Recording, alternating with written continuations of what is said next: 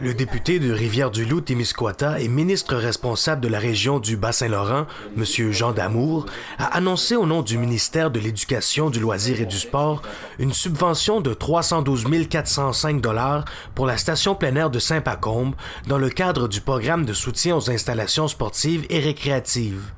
C'est important pour Saint-Pacombe. C'est une priorité de notre député, M. Morin-Norbert. Alors, c'est important. Il faut amener des gens. Moi, je faisais un parallèle tantôt avec Saint-Mathieu. Lorsqu'on a rénové Saint-Mathieu, lorsqu'on a refait le télésiège, ça a donné un nouveau départ. Ça a permis un nouveau départ à Saint-Mathieu et ça va être exactement la même chose ici. Cet investissement représente 50% des coûts du projet total de 624 000 $ de rénovation et de mise à jour de la station plein air.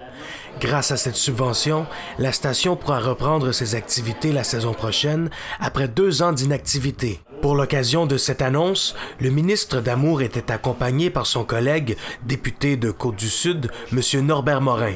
Ce dernier a tenu à souligner l'importance de cette annonce pour les habitants de la région et promet qu'il y aura des investissements qui s'en viennent en Côte-du-Sud. L'importance de cette annonce cet après-midi, c'est vraiment formidable pour les gens du milieu. Côte-du-Sud au grand complet, Montmagny à Saint-Alexandre, c'est une station qui donne des bons services à nos jeunes qui veulent apprendre à skier facilement, sans entrave, et les pentes sont vraiment adaptées à eux, à tout le monde, donc à la vie familiale.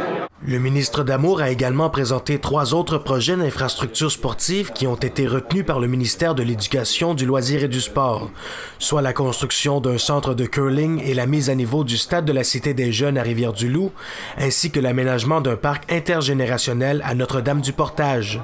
Moi, ce qui me fait pencher du côté du curling maintenant, c'est le fait, la possibilité qu'on ait les Jeux du Québec en 2021. Alors, Rivière-du-Loup est déjà fort bien équipé au niveau du loisir de façon générale. Alors, si les Jeux du Québec de 2021, si c'est un atout complémentaire pour les obtenir, je pense que tout le monde fait une bonne affaire. Karel Houd-Hébert, pour le réseau de télévision CEMA TV, à Saint-Pacombe.